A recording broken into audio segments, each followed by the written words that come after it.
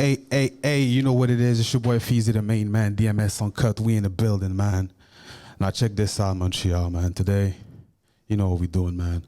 Another raw, exclusive conversation with an up-and-coming artist. Straight out of where? New Brunswick, baby. That's what I'm talking about. Hey, if you're not familiar, trust me, we're going to get into it with my man, Nasty Nerm in the goddamn building. Make some goddamn noise, man. Yeah, yes, sir. Yeah. What's happening, my man? Not much, man. Chilling. Everything blessed? Yeah, of course, man. Loving the city. That's it. Yeah. So tell me, man, where you from, man? Man, so I'm from Moncton, New Brunswick. You know, a little city on the East Coast. Yeah. What's happening over there? Man. I'm from Montreal, bro. I don't know shit about Moncton. Tell me. Compared to Montreal, it's a lot of a different vibe, you know what I'm saying? Like, smaller city, you know, everybody know each other, you know, like, yeah, there's not much going on other than like a bunch of meth and homeless people. Like, oh, yeah. Yeah. People speak French there, though. Yeah, it's bilingual, yeah. So I speak a little bit of French, but not like y'all do. Okay. Yeah. That's what's up. So what, you born there and everything? Yeah, born and raised up in Elmwood. Okay. There. Yeah. So the people from there, they know what I'm talking about. So how's the hip hop scene over there, man? Man, it's not too crazy right now. We trying to get this shit jumping, you know what I mean? Mm-hmm. Yeah. Like really trying to build something because like I found over the last like 5 years, like there ain't been nothing for the scene, you know? What are the names, like the main names, maybe the OGs that used to put on for the city? Is there any names that you can give me? Me, bro. Talk that shit. Yeah. So how long you been doing this whole music thing? I started making music when I was like 14 years old. Mm-hmm. Yeah. That's when I really started doing it. I was like just a kid, you know, on my computer, just messing around. Like, you know, like my generation kind of grew up online, right? So like I just started like in that SoundCloud area. Okay. Like around like 2018. Okay. Yeah. And then I really kind of started taking it a bit more serious when I was like 16, 17. That's when I was like actually going to like studios and stuff like that. Like my boy down home had a barber shop and the studio in the back. So I'd go there, you know, kick it there. You used to play football. Yeah, actually. Sure. That was before or after? Yeah, that was like right before. Okay. Yeah. So what happened, man? Tell me about the transition, man. Man, it's honestly a crazy transition. It was like I was playing football. I was going to my middle school and stuff like that, and I didn't really like, you know, grow up around playing like sports and stuff like that. Like, was never really my thing. And I just remember like being in middle school, my homies were like, you know, playing, and I started like playing football with them on the field and stuff like that. And they're like, man, you should join the team. And I'm like, shit, man, like that's expensive. Like I don't think I got it like that. But, you know, shout out my grandparents, stuff like that. They helped me out. I played one season and ended up getting like rookie of the year. Which position? I was a fucking offensive lineman, right tackle. Okay. Yeah. So you were bigger? Yeah, I was like 14, 6'2", like $190. Like I was big. Yeah. So is there any reason, like, let's say if you could go back at that time to football, like if you had the right direction, would you have chosen football or music? Man, it was like when I got to high school, they wanted me because I got rookie of the year. And then like got, you know, won a provincial championship. Damn. And then I was like, you know, being scouted, got invited to Team MB, but just the way life was going at the time, I was like, you know, involved with like the street shit. Like I just couldn't go back. You know, I remember going up to like practice and I was there and I just remember feeling all this like anxiety. Didn't feel like my crowd, you know what I mean? Like all the people there, like I didn't get along with them. They was like, just couldn't connect with them. Yeah, and then by the time high school, they were trying to like get me to play on the high school team, and I was like, man, I'm not even at school half the time. Like, yeah, that's crazy, man. Because I know a lot of my people is the same shit, but they used to play ball, you know. Yeah, they used to be the shit back in the day, man. But, yeah, you know, them is different. It's a different path. You know what I mean? It's still some related to the streets, you know what I mean? Some street shit, but yeah, you know what I mean? They had to make a decision, and it is what it is, man. No, you know? Exactly. I remember even like when I stopped playing football, like one of my buddies was like, oh, you rapping now? And like my coach found out and was like making fun of me. I was like, man, I'm gonna prove this dude wrong, you know? That's it, man. That's the energy, bro. So who were you listening to, like your first maybe inspiration in terms of music? Man, in terms of music, like it's like obviously I was listening to like, you know, all like the big like up and coming like that SoundCloud area, like everyone was bumping like Lil Pump in like middle school, you know what I mean, like XXX. I wouldn't say I took like much like inspiration from him, but that's like who I was mainly bumping. And then like I started kind of listening to like meme rap, almost like this dude named like D-Bangs. Okay, and, like, I don't know D-Bangs. Yeah, he's like super like low key, and like when I first started rapping, I was just trying to be funny on the mic and stuff like that. And then Yeah, so I was just Like what, like Eminem type of thing? Nah, like jokey. Yeah, I was just still Eminem. Yeah, goes I was just hard, like you know? super jokey, you know Yeah. what I mean? But then I was like, I remember I was 14, posted one of my songs, and it was just like a meme, right? You know what I mean? And then I see it get like 2,000 plays, and I'm like, damn, like Okay, that maybe shit's I could working. actually do this. And then yeah, I started playing football, and then got that stuff. And then when I got more involved with like, you know, other life stuff, that's when I was like, damn, I got other stuff to rap about now, you know? Yeah. That's it, man. That's when life comes in play. You feel me? Yeah, exactly. Now, I saw like in your bio you were talking about working and finding your sound. Like, do you feel pressure as an artist, like to find your own lane? I don't feel no pressure because like I feel like growing up in Moncton with the like lack of like good rappers down there, like I didn't need to like, I didn't feel no pressure because I knew what I was doing. Like I felt confident in myself regardless of what I was doing. I wasn't like, you know, trying to like appease to like the people. I was like just doing me, you know, trying to be authentic. So basically, as an artist, you compare yourself to the people in Moncton or just like other artists in Canada? Because that's what it is. You should compare yourself, like even the States and people in the world. Like you shouldn't just limit yourself to the people in Moncton. That's my opinion. You feel me? That's our thing. So even if you're from there, it don't mean shit. No, exactly. You know what I mean? Because bro, you're not trying to stay there. You're trying to make it big. And shit. Exactly. So that's the whole vibe. That's why I was asking that question. You know what I mean? Because I was trying to figure out what's the mentality over there. Because a lot of artists here in Montreal is the same shit. The thing is they get to a certain level, they got a certain buzz, they get booked certain places, but then they get lazy. Yeah, exactly. And you know what I mean? They get too comfortable with whatever situation they got, and then they just forget about the whole point, which is expanding and trying to make it big. Yeah, I would just say I just put pressure on myself rather than other people, you know, feeling pressured by others, you know? I just put pressure on you right now, you know what I mean? You gotta make it, man. Yeah. No, I'm playing with you, man. Do you? At the end of the day, music, bro, it's you gotta feel it, you feel me? Yeah, you can't sure. rush it. It gotta be organic. You can't fake it neither, so no, exactly. That's the whole point, when you man. put on a front, you know, your longevity is just, it's not gonna happen, you know? That's it. So let's say someone who never ever heard about you, man, say, yo, Feezy, man, play me some Nasty Nerm. Which song should I play and why? Man, I think 19 Crimes is a good one, but realistically, I think Nasty Life Freestyle, that one is more like, I remember just waking up at like 10:30 in the morning. I just like made that track. It was just straight from the heart, you know, just kind of like shows who I am as a person, talks about my struggles growing up, like, you know, struggles with addiction, all sorts of stuff like that. So yeah, if you want to really get to know me as an artist, that's the track. That would be the one? Yeah. So you see, just briefly, not to get really all into it, I know like 2023 was like a major turnout point for you. If I'm not mistaken, like you had a situation, you were arrested and you ended up on 2023 was bail. definitely a big like turning point. I was like, Can you share a little bit, like yeah, I whatever can share. you can? You know, I just did my got off house arrest, did my sentence, everything's all up.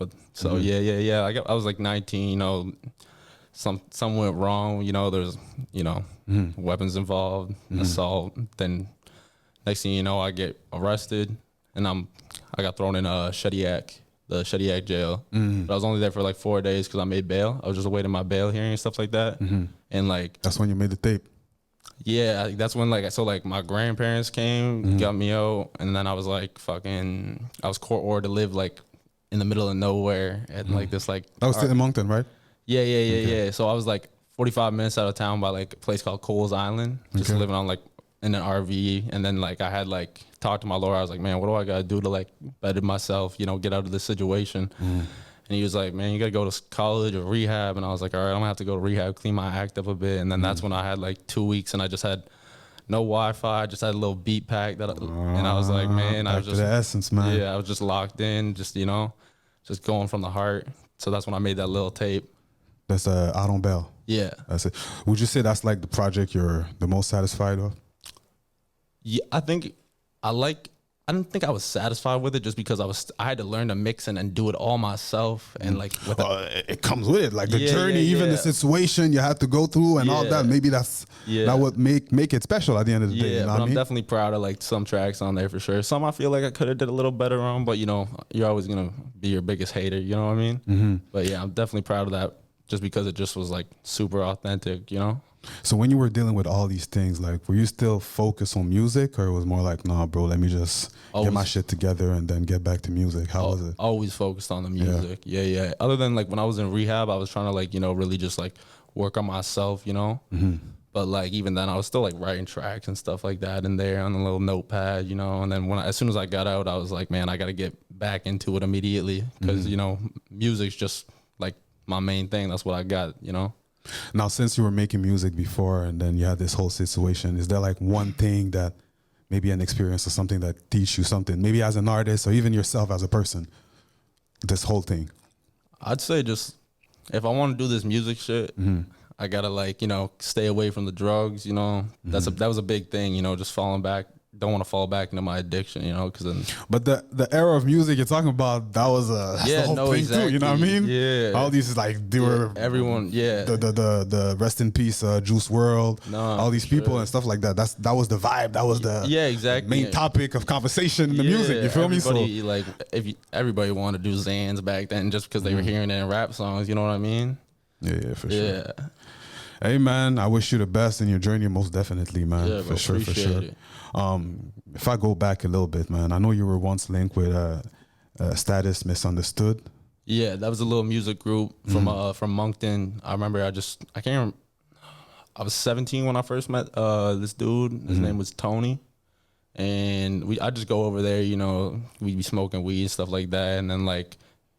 He was like, yo, I got a studio upstairs. I was like, oh, really? And, you know, I started hanging around more. And then they were like part of this group. And like, I was like, yo, well, I rap too. So I hopped on a couple tracks with them. And then we did the show in Fredericton. I don't know if you know where that's at. Yeah, for sure. Yeah.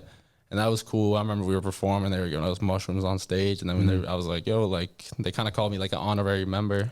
But then, yeah, we kind of had a falling out after like a little album. Yeah, because I saw in the bio you said something like undisclosed reason or some shit like that. I was like, man, what happened? You know what I mean? Yeah, what happened? It was honestly like it was just like they weren't being authentic. And then like I was rapping about stuff that they were thinking was cool, you know, but they weren't like about that, you know what I mean? So like when I was going around, like, you know, I'd show up, you know, I'd be like, you know, doing pills or whatever and just like going through my own like shit, you know, dealing with like street stuff. And it almost felt like they were like shocked to be around it. Okay, I see what you mean. And then I was like, I got an album release party went wrong. I was like, man, people ain't here to listen to music.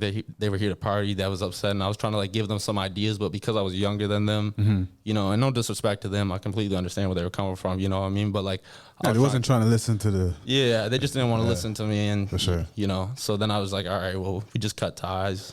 Yeah. Now, since you were in a group like for a shorter period of time, and you kind of experienced the vibe, would you go back in a group? Let's say one of your boys say, "Yo, bro, let's do some shit together," or you rather be solo?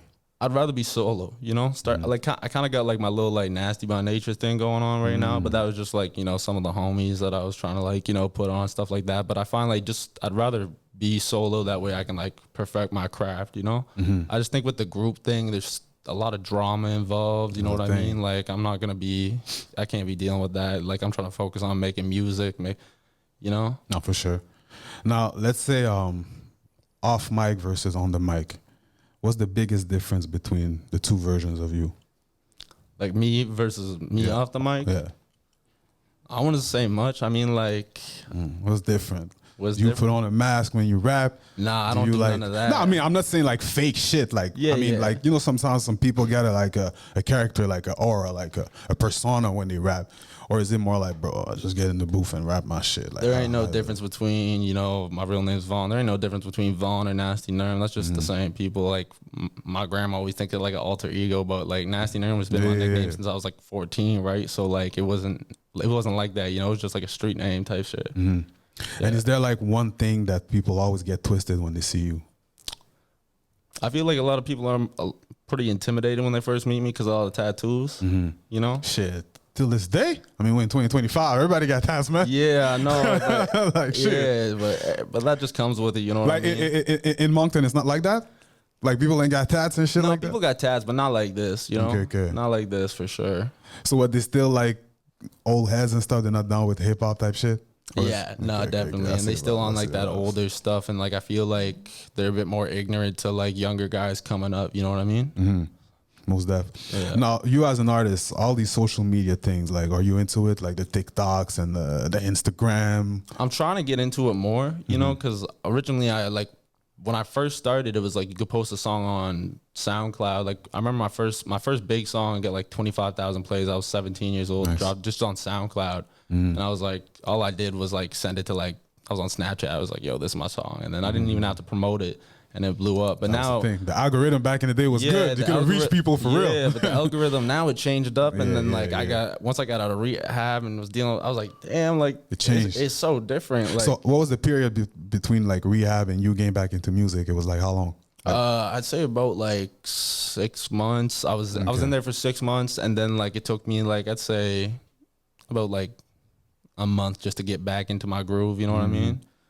Yeah. So now that you see all those TikTok trends and stuff like that, are you the type to maybe try to make a song specifically for TikTok? Nah, I ain't trying to make it, because if you do that just for the TikTok, you're gonna be like a one-hit wonder. You know what I mean? You see so many artists come and go, right? Just because they're, you know, oh, they had a little song that people were doing a little dance to. You know, I ain't no dancer. I'm not Chris Brown. You know what I'm saying? But you ain't got to do it necessarily dance and shit. But you know, I see what you mean. I see what you mean. But I'm definitely trying to work more on, you know, the TikTok side, because you got it now. It's part of the game now. Even talking, bro. Even spitting bars. Even you in the studio and shit like that. Exactly. Like you ain't got to do no dances and shit like that. You got to let the fans do that shit. Yeah. You know, you just show like pull up with the music and then they come up with the moves and shit. You know? That's pretty much what I've been working on more. Just figuring out like how I want my content to look. You know. Yeah. Now talk to me about Summer Shots, man. Man, Summer Shots, I think that's like gonna be like that's my next single coming out. I think that's gonna be a big one. You know, I already got a lot of people that have been listening to the snippets. Everybody been fucking with it. You know, you got any yes men around you, or you got real niggas around you, real people? I don't like no yes men around me, because that's just gonna bring you down. You know, I'd rather people give me constructive criticism. You know, not lie to my face. You know. That's blessed. Yeah. So what's special about the song, man, as opposed to anything else you dropped before? I just think it's I worked more on like actually making a hook. Because before I would just do like songs where it was like no hook. I'd just be spitting, doing just verses, you know, for the whole song, because like that's just like my writing style. But I find like I kind of just like made the track more like, you know, it's got a verse, it's got a hook, you know. The song that we were playing right before, shit, I forgot the title. 19 Crimes? Yeah, that same thing. Yeah, like that's the format. That's like you actually have the format, like hook, verse, hook, verse. So yeah, that was a nice one. Yeah. So that's what you mean, I guess, right? Yeah, exactly. Okay. But when I was like younger, I just struggled to like work with the hooks and stuff like that, like figure out some like catchy stuff. But now I feel like I'm a bit more in my groove with it. Yeah. So in terms of producers, do you work with specific people, or you just get beats all over? Like growing up, I was always like, you know, YouTube beats and stuff like that. But I got a couple producer homies. I was living with one of them at one point. His name's Johnny.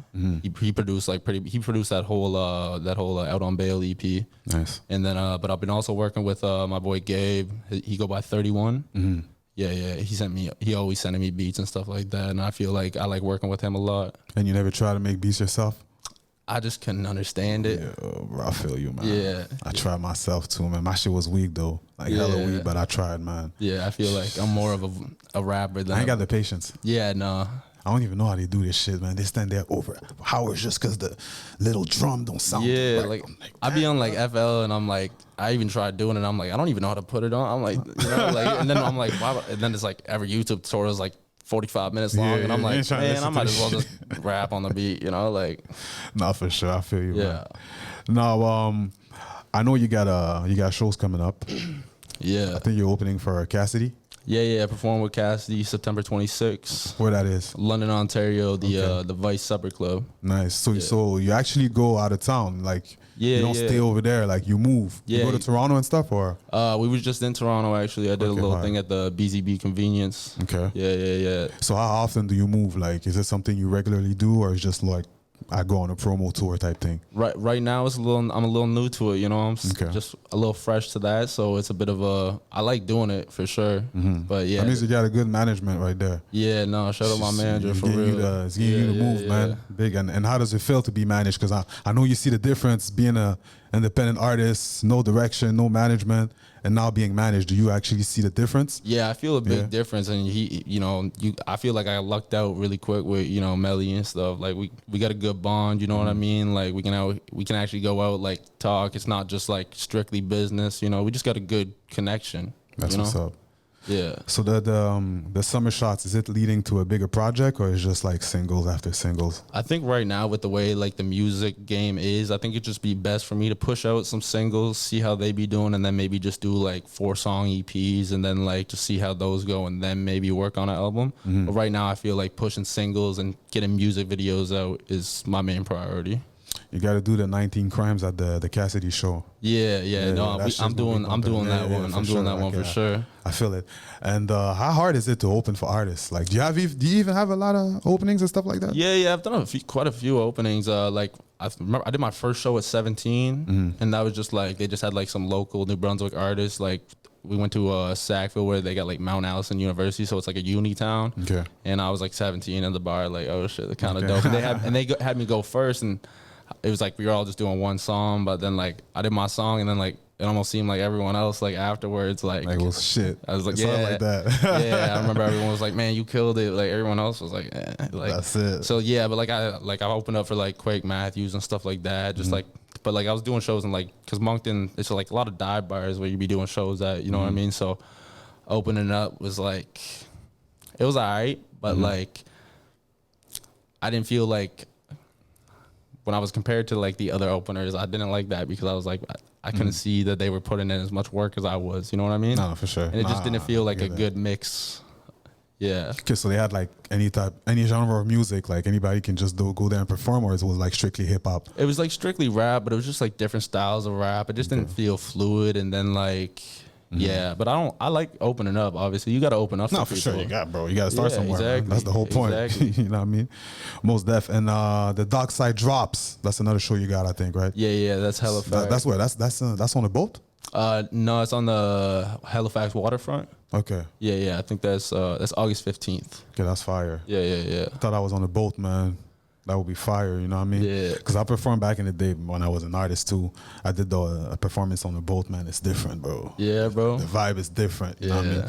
When you know that nobody can go nowhere, they gotta stay here. You feel me? And listen to your shit. Yeah. It's packed and shit, so that's fire. So that, like, when it comes to shows, like, give me like an experience, man. What is it? Are you on stage with 20 people and I can't see who's performing? Or you by yourself? You rap over beats? I go by myself, and I'm trying to work on just not doing like the backtrack stuff. Yeah, the backtrack. That's what I meant, But over like, lyrics. a lot of people but my age group, like we all be rapping over like our songs. You know what I mean? You know that's what sets you apart, though, huh? Yeah, so like that's what I'm trying to do. But like, yeah, like my last, like I think my biggest show I opened up for Roni. He came down to my city and stuff like that. That was a big show, and like I remember like his management had just hit me up, and that was just all by like luck. It was in my spam, and like I was like, oh, like yeah. But they had like 10 other artists, and I was like, I just didn't like opening and being like that first artist because like nobody's gonna want to listen to you. You know what I mean? Sometimes it's the opposite. Sometimes they're like, okay, cool, what do you got? Yeah. 'Cause you're starting off the show. Me, the first artist, I always listen to it. Yeah. Maybe I give him like 30 seconds, but you got to show off. If this shit is hot, it's hot. You know what I mean? You can't deny it, but yeah. I mean, no, you know for what I mean? sure. Of course, there's gonna be openers that are killing it, doing it first, and everything like that. But Yeah. just with my experience in Moncton and like always being that guy, where they're like, oh, go up first. I was like, man, like I'm trying to set myself apart from these people. Why am I always going first? So I went up to the dude's manager right before the show was starting. I was like, listen, man, I ain't going first. And I was like, I'm gonna go last. He's like, you sure you want to do that? I was like, hell yeah, man. And that show was honestly sick, man. I had people like throwing their phones up on stage. Oh, yeah? Yeah. That's fire. That's when you're doing the whole Yeah. No, it's tough, man. Yeah, that's fire, man. Yeah. So let's say for people in Montreal that never heard about you, man, talk to the people, man. What you want to say, man, to the Montreal people, man? They're listening right now. Man, I just hope y'all ready for what's coming out of Moncton. I know it's not a big city, or y'all probably ain't even heard of it yet, but I'm trying to put my city on the map, you know what I mean? A lot of people from my city don't like even repping Moncton because they think, they're scared that people ain't gonna take them seriously. But like, where's the authenticity in that? You gotta rep where you come from regardless. Facts. So yeah, man, big things coming for sure. Appreciate You're gonna be that, hearing man. about Moncton. Hey, man, my man Nasty Nerm in the goddamn building. You know what it is. Make sure you follow him. I Don't Bail. It's out right now. Summer Shots dropping soon. Any other release you want to drop right now? Run Up 19 Crimes too. That's it. For sure. Run that shit, DMS. We out. Let's get it. DMS. Uncut.